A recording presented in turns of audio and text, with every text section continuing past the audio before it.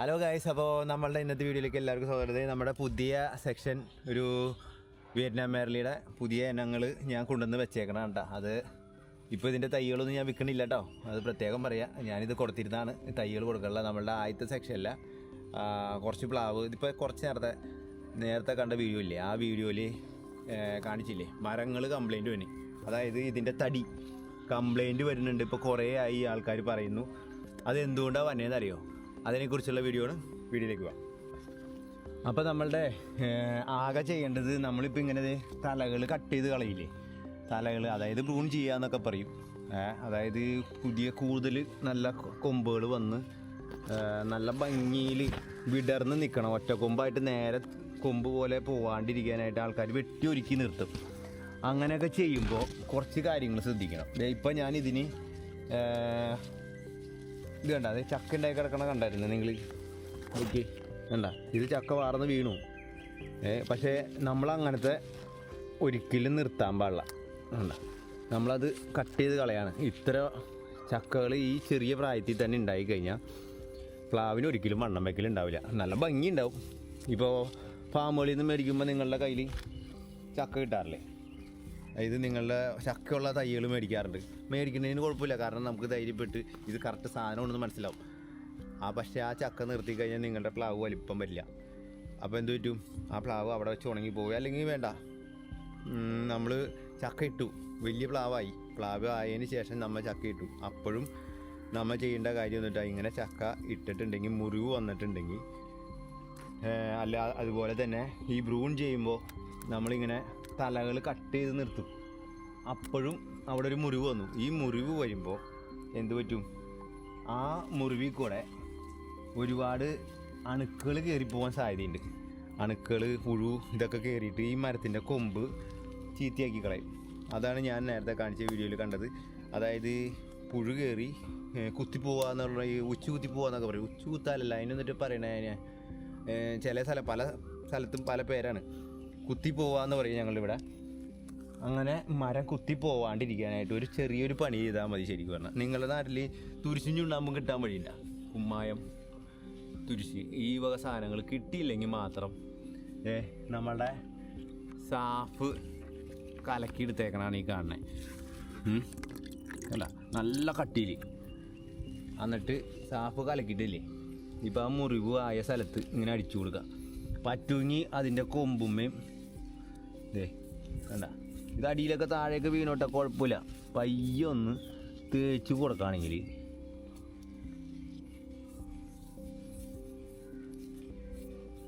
കണ്ട, സാഫ് ഇങ്ങനെ അതിൻ്റെ കൊമ്പുകളുമേ തേച്ച് കൊടുക്കുകയാണെങ്കിൽ ഈ മുറിവ് എന്നോടത്ത് പ്രത്യേകിച്ച്. പിന്നെ നിങ്ങൾ ചക്ക ഇട്ടാലും ശരി അത് ചെയ്തിരിക്കണം കേട്ടോ. കാരണം ചക്ക ഇട്ട് കഴിഞ്ഞ് കഴിയുമ്പോൾ ഏറ്റവും കൂടുതൽ കണ്ടമാനം ചക്ക ഉണ്ടാകുമ്പോൾ നമ്മൾ സന്തോഷിക്കും. പക്ഷേ കുറച്ച് കഴിഞ്ഞ് കഴിയുമ്പോൾ എന്ത് പറ്റും?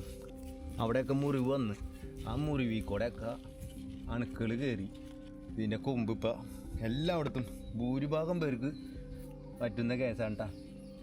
നമ്മളത് ശ്രദ്ധിക്കില്ല, ചക്ക ഇട്ടുകൊണ്ട് പോവും, നമ്മൾ വീട്ടിലോട്ട് കയറിപ്പോവും, സന്തോഷത്തോടെ കയറിപ്പോവും. പക്ഷെ കുറച്ച് കഴിഞ്ഞ് കഴിയുമ്പോൾ നമ്മളുടെ പ്ലാവ് കംപ്ലീറ്റ് എല്ലാം ചീത്തയായി പോകാൻ സാധ്യതയുണ്ട്.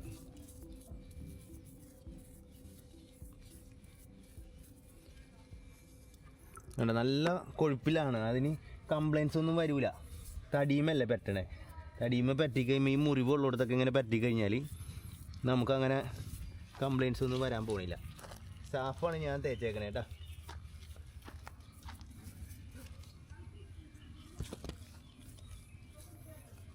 നമ്മൾ ഈ സെക്ഷനിൽ വെച്ച തൈകൾക്കൊക്കത്തിന് ഇങ്ങനെ ഞാൻ പഠിക്കാൻ പോവാണ്.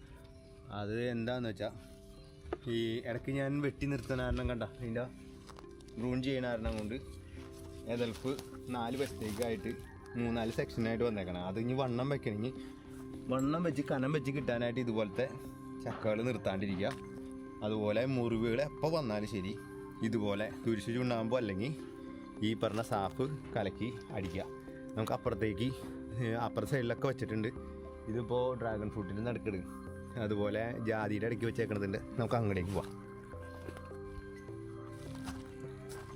ഇവിടെ അതെ ഈ അവസ്ഥ തന്നെയാട്ടാ.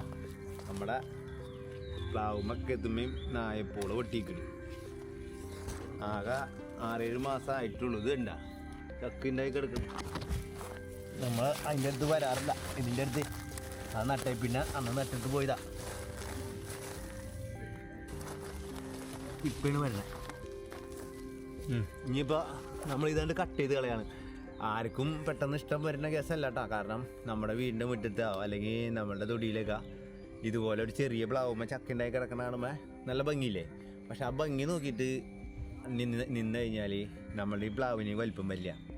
പ്ലാവ് വലിപ്പം വലിയ ആകെ മേനേടായി പോവും. അതായത് കുറച്ച് നാൾ കൊണ്ട് ഇതിന് തീരെ ഇല്ലാണ്ടായി ഉണങ്ങി പോകുന്നതായിരിക്കും. അതായത് വലിപ്പം വരില്ല. തീർത്തും പറയാം ഒരു 4 കൊല്ലം 5 കൊല്ലം അതിനും കൂടുതൽ പോവില്ല. അതിന് മുമ്പ് തന്നെ ഈ വിയറ്റ്നാം മേറിലേക്ക് അങ്ങനെ ഒരു കുഴപ്പമുണ്ട്. 365 ദിവസവും ചക്കയൊക്കെ ഉണ്ടാവും, ശരിയാണ്. പക്ഷേ വലിപ്പം വന്നതിന് ശേഷം മാത്രം നിങ്ങൾ ആ ചക്ക നിർത്തി, അതായത് ഇതിൻ്റെ തടിക്ക് കനം വന്നതിന് ശേഷം മാത്രം ചക്ക നിർത്താണ്ട. അതുപോലെ ബ്രൂൺ ചെയ്ത് കൊടുക്കുക. ഇതുപോലെ ഇങ്ങനെ ഒറ്റത്തടിയായിട്ട് പോകുമ്പോൾ എന്ത് ചെയ്യാന്നറിയോ?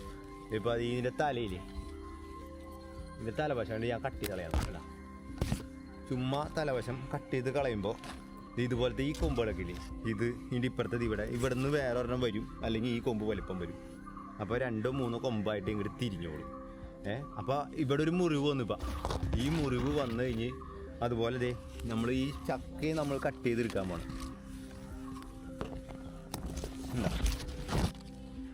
ഇതിപ്പോൾ ചക്കയും കട്ട് ചെയ്തെടുത്തു. അല്ലെങ്കിൽ എന്ത് പറ്റുന്നുണ്ട്, ഈ സാധനം മുരടിച്ച് നിനക്കുള്ളൂ. ഇതൊന്നും വലിയ വലിപ്പമൊന്നും വരില്ല. വെറുതെ ഷോയ്ക്ക് നിർത്താന്ന് മാത്രമേ ഉള്ളൂ. നിങ്ങൾ ഫാമിലൊക്കെ കണ്ടിട്ടുണ്ടാവും കുറേ ചക്ക ഉണ്ടായി കിടക്കുന്ന പ്ലാവ് വിൽക്കൽ. നല്ല കാര്യം, മേടിച്ചോ, ധൈര്യമായിട്ട് മേടിക്കാമല്ലോ. പക്ഷെ എന്താ പറ്റണേ, വലിപ്പം വരില്ല. കട്ട് ചെയ്ത് ഇങ്ങനെ കളയുക. അത് കഴിഞ്ഞിട്ട് ആ മുറിവിൽ നമ്മൾ പറഞ്ഞാൽ തുരിശ് ചുണ്ണാമ്പോ അല്ലെങ്കിൽ ഇത് പരട്ടാം. സാധാരണ നമ്മൾ തുരിശ് ചുണ്ണാമ്പോ പറ്റുന്നത് എന്തിനാ? റബ്ബറിന് തേക്കാറുണ്ട്. അതുപോലെ മാവിനെപ്പോഴും കണ്ടിട്ടില്ലേ, മാവും തൈമ ഏറ്റവും കൂടുതൽ പറ്റുന്നത് എപ്പോഴാണെന്നറിയോ? ഈ എന്താ പറയുക, ഈ ഓട്ട വന്ന ഒരു അസുഖമുണ്ട് ഈ മരങ്ങൾക്ക്. കേട് വരിക, മുകൾ വശം തലവശം ഉണങ്ങിപ്പോവുക, തലവശം ഉണങ്ങിപ്പോവും. അങ്ങനത്തെ പ്രശ്നങ്ങളൊക്കെ വരുമ്പോഴാണ് നമ്മൾ ഈ തുരിശ് ചുണ്ണാമ്പോ അല്ലെങ്കിൽ ഇങ്ങനത്തെ മരുന്നുകൾ തേച്ച് കൊടുക്കുന്നത്. ഞാനിപ്പോൾ ഇതിങ്ങനെ തേച്ച് കൊടുക്കുന്നതിന് കാരണം ഞാൻ പറഞ്ഞു, നമ്മളുടെ തടിക്ക് കംപ്ലയിൻസ് വരുന്നുണ്ട്. നമ്മുടെ ഈ വിയറ്റ്നാം മേർലിയുടെ പ്ലാവിൻ്റെ തടിക്ക് ഇതുമ്മ ഒരുപാട് അണുബാധ ഉണ്ടാവണം. വിയറ്റ്നാം മേർലിക്കാണ് അങ്ങനെ ഒരു പ്രശ്നമുള്ളത്. അത് കണ്ടമാനം 365 ദിവസം കായ്ക്കുന്നത് കൊണ്ട് തന്നെ എപ്പോഴും നമുക്ക് ഇതിന് മുറിവുകൾ വരുന്നുണ്ട്. തടിക്കോ അല്ലെങ്കിൽ ഇതുമ്മ ചക്ക കൂടുതലായിട്ട് ഉണ്ടായി കഴിയുമ്പോൾ മുറിവുകൾ നല്ല രീതിയിൽ വരണം. ആ വരുമ്പോൾ അതുമ്മ കൂടെ കംപ്ലൈൻ്റ് ആയിട്ട് നമ്മുടെ അണുബാധ ഉണ്ടായിട്ട് ഈ പ്ലാവ് ചീത്തയായി പോവുക. ഇപ്പോൾ എനിക്ക് എൻ്റെ അനുഭവത്തിൽ ഇത് കണ്ട ആ സംഭവം അത്രയും നല്ല വലിപ്പമായ നിറച്ച് ചക്ക ഉണ്ടായിരുന്ന പ്ലാവാണ്. ആ പ്ലാവുമ്മ ഇതുപോലെ പ്ലാവിൻ്റെ തടിക്ക് കേട് വരുന്നു. അതില്ലാണ്ടിരിക്കണമെങ്കിൽ ഇതിങ്ങനെ ചെയ്ത് കൊടുക്കുക. സാഫായതുകൊണ്ട് നമുക്ക് വേറെ പ്രശ്നങ്ങളൊന്നും വരാൻ പാടില്ല. പൊള്ളിച്ചേം വരില്ല, ഒന്നും വരാൻ പാടില്ല.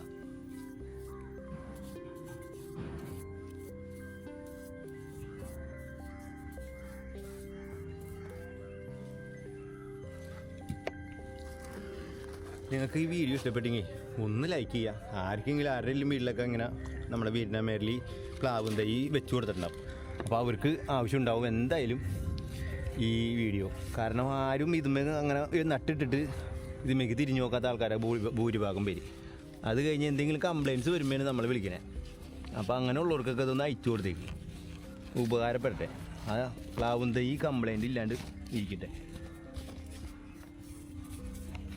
അപ്പോൾ നമുക്കിനി അടുത്ത വീഡിയോയിൽ വീണ്ടും കാണാം. ശരി, ബൈ.